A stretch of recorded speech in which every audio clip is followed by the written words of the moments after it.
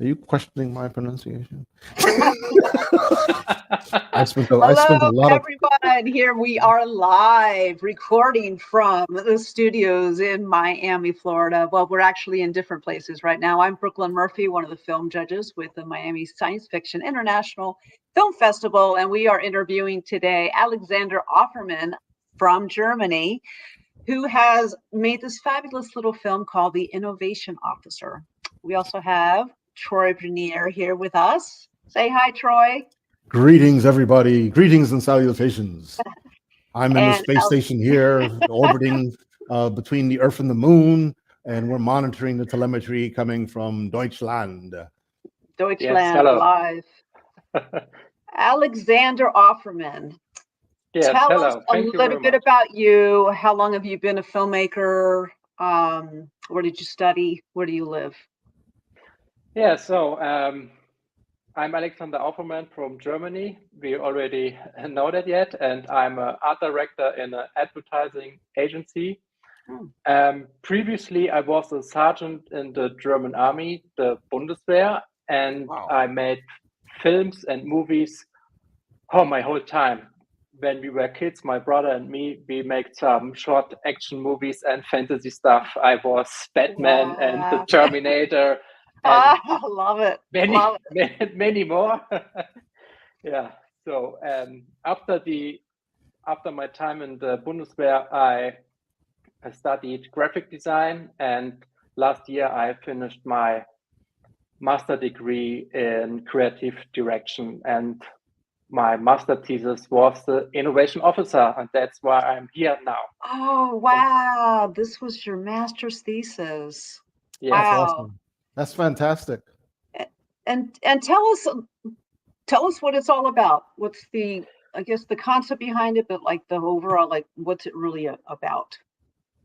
Okay, so it's a study of the imbalance between innovation and technology within the human culture in the form of a fictional dystopia.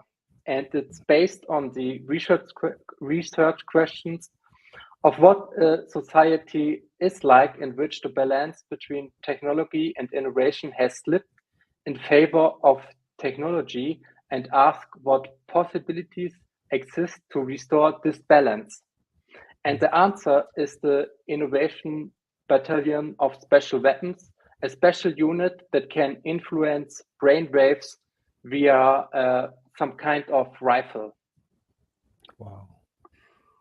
That sounds like something that we're using today, isn't it? That's why, yeah. Those microwave guns that are causing trouble.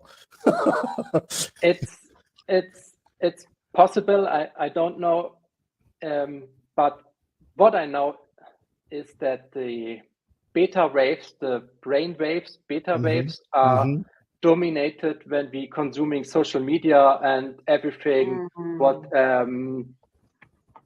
makes us focus on something. So the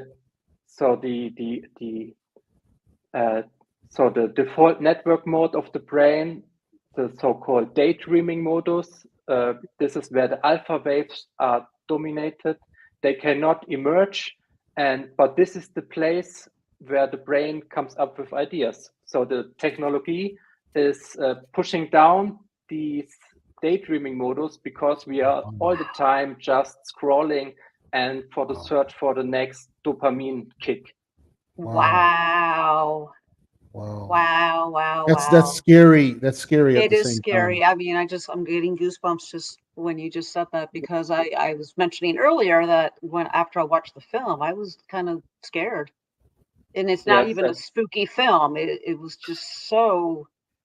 Yeah, it's some kind of mirror. So that was current. the mission. Yeah, it's so current with the times. Like you open up your film with all the little emojis and the little social media platforms, and then you just go into this hardcore like militia kind of into the looking for people, and these people are completely unaware that they're being hunted in a way.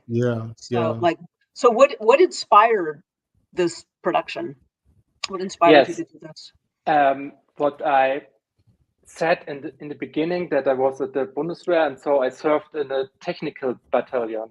Furthermore, there are technical officers, and in general, warfare becomes increasingly technical. So why are there no innovative battalions, or what would like to be an innovation officer, and when would we need him?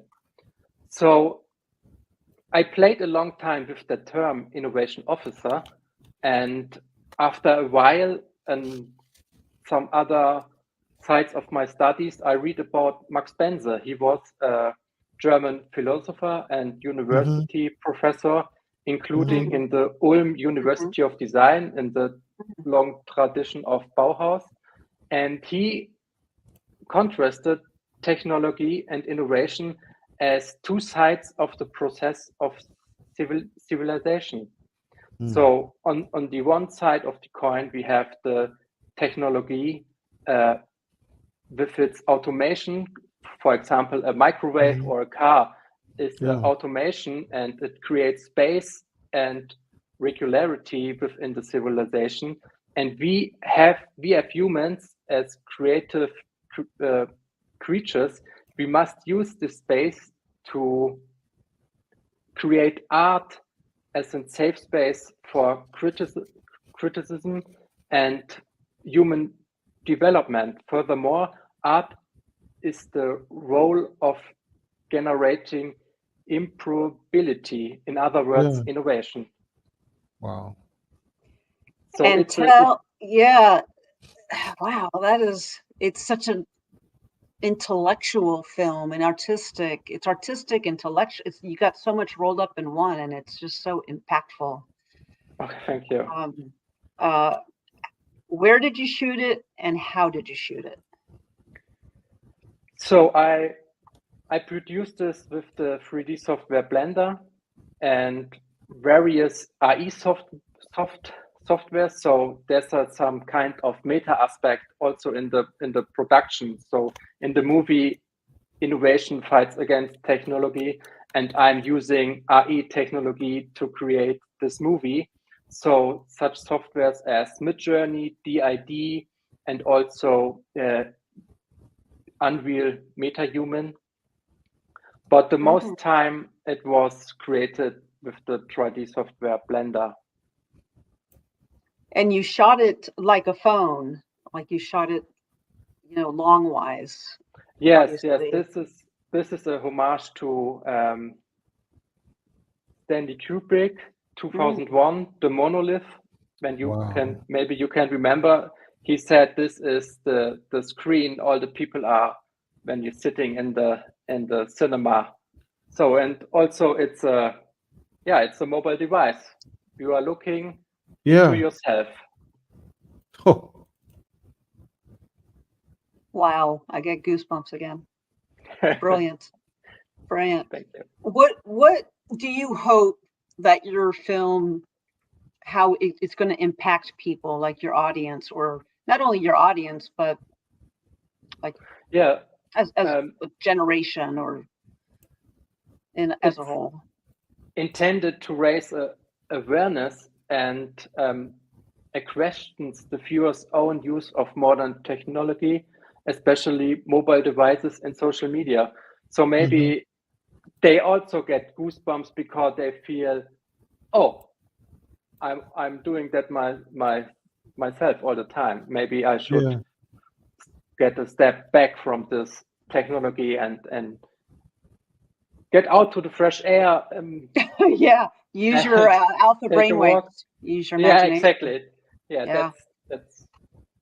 Yeah. Do you find that the younger generation are less creative now because, like you were saying, they're not aware of their alpha stage because they're so buried in their phone? Like in Germany, over here the kids are just buried in their phone. I don't know what it's like in Germany. Is it like an addiction over there as well? Yeah, it's kind of. I'm working a lot with younger people. Art students are coming to me in my agency, and they make an internship. But they are really clever also today, but they don't have these.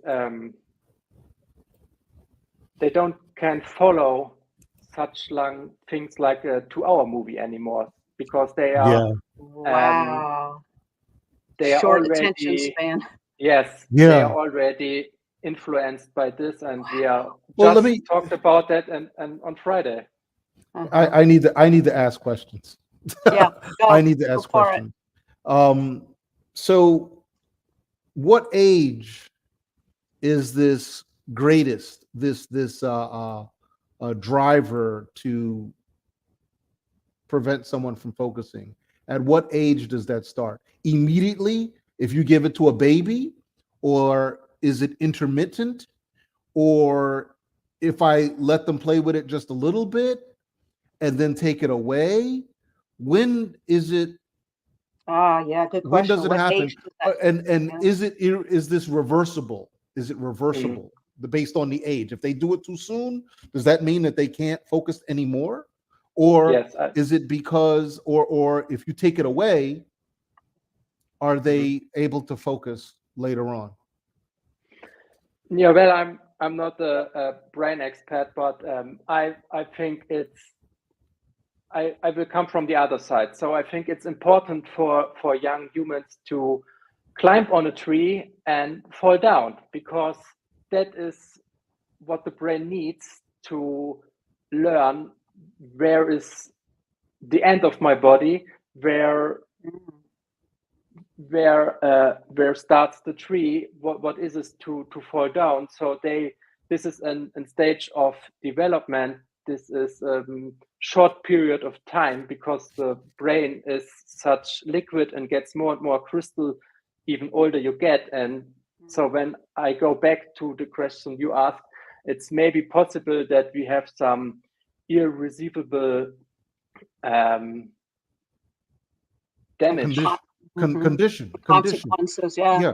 So I think what you're saying, Alexander, is that there's a period of time where the human body, where the human brain is exploring its limitations, its physical limitations. Yes. You know, in other words, if something on my table falls, I have the ability to catch it before it hits the ground. Yeah. And I don't even have to look at it. I don't even have to look at it. So that's part of whatever system that's involved in my reflexes. And this happens when you're driving. When you're driving a car, you know the limitations around the car, even without you being the car. But you have this ability to perceive that, that physical or realistically geospatial surrounding, as small as it is. That a human being has, that a human being you gain when you're a child and you're riding your bike and doing all kind of crazy things with your bike, or you're with a kite, or flying a plane, or whatever it is. And as a child, if a child does not get to experience that, which is part of development, they don't know their boundaries. People, and that has a lot to do with confidence. Absolutely. And social skills too. So back on your entire filmmaking career, what has been your most challenging project that you've done? Is it this one? Yes, I have really to say that is really this one, because I made this in a period of time of 6 months, and I was full-time working next to it. So it was really just possible to, how can I say this one? I have to become an elite innovation officer myself. Like a method acting design to get so focused and crazy to get this work done. So it was really challenging for me, and I'm really proud of it. So just you did the editing, the everything. Like I did everything. One man show. Wow. Impressive. Let me ask you a couple of questions, if I may. First, I watched the film, but does this Brooklyn, would you agree this is okay to show to children? They're not going to get it. Children won't get it. What about their parents? Their parents. Their parents will get it. Hopefully, they'll understand what's going on. I think it's a good, like for high school kids, 13, 14-year-olds, and college kids. The that reason are why so I asked, engrossed in that social the film media is world. currently the film is currently programmed for Sunday morning, the Sunday morning schedule. But I'm wondering if it should be in a Saturday morning schedule where we would potentially have younger people and families. It's parents. Yeah, like little kids aren't going to get it. No, but their parents might with them. Their parents might, but the kids aren't going to get it. Right. I mean, it's so artistic. It's so impactful and unique, and it's intense. It's an intense film. We'll have a further conversation about it. The second comment. My second question was, are you familiar with the Berlin Sci-Fi Festival? Yes, I heard about it. Okay, because they would. This is definitely in their category as well. They would love that. Yeah. How has the Berlin guys? Have you been in other festivals or shown it? How have people received your film? Also, this is actually the first festival my film is going to show up. World premiere. Wow, world premiere, innovation officer. That's awesome. That's awesome. We're so honored. Lucky us. Wow. So maybe there will upcoming some other festivals. I'm still in the process. So we will see. Hopefully there come more. Absolutely. Do you have a favorite part of your own film? Do you have a favorite scene or a favorite, I don't know, any part of it? From my movie? Yeah. Do you have a favorite part of it? Yes, I guess when the officer falls into the water, I really like the transition between the screaming underwater and the screaming in the social media sequence afterwards. It's challenging, even for me, even today. And when he is out of the water, he's in this kind of museum with this skeleton whale above him, some kind of symbolic for me for living creatures, and he's sitting there unmasked, the weapons down, the water is falling. Water plays a huge role in this movie. In the backstage, I guess you feel everywhere's water, and then he sits besides these waterfalls, and then comes the next mission, and it's cool. I didn't think. I didn't pick up on that. The water. The water did impact me. I'm just like, this is interesting. Such a contrast of like the guns and the people and the social media, and then you have like this cleansing, like I don't know, like a transition. That was, wow, impressive. Yeah, very. So, how do you view the evolution of film and storytelling with these new technologies and platforms? Yeah, I had a lot of discussions about that, and I think it's a big chance because it's all about the idea, and now you can create easily in the next time a wonderful movie, and when the idea is good, then it doesn't matter if it's an animated movie or a real movie or a IE movie or I don't know what, but when the idea is great, then it doesn't matter, and when the idea is not great, then it's a technical playground. So I'm absolutely positive, and it's some kind of a creative method for me. So I give that neural network something, then that neural network gives something to my network, and so we can start to play, and I can I pick that and I pick that and I create something new and I give it back to the artificial network, and then it's some kind of dialogue for me. Yeah, because I also see your film not only being shown like in a theater or film festivals, but it's almost like a gallery piece, like a museum, like a what do they call it, Troy? Exhibit. Yeah, like an exhibit, like a visual art exhibit. Because I could see that like in a gallery, like an installation piece of, like a big giant installation piece. Have you thought about submitting to galleries or? Yes, Okay. I thought about that. Yeah, maybe that's the next step. Yeah, we do have. I want to say there's one film that I spoke with just last week. That their film is actually they're in galleries. It's probably somebody that was recently interviewed. That their content is actually in an art exhibit first. It's there. Yeah, it's one of the short films. It'll come to me in a second who it was. I just spoke with them 2 days ago. So you mentioned Stanley Kubrick earlier. Is he the one that started you in films, or is he like your biggest inspiration?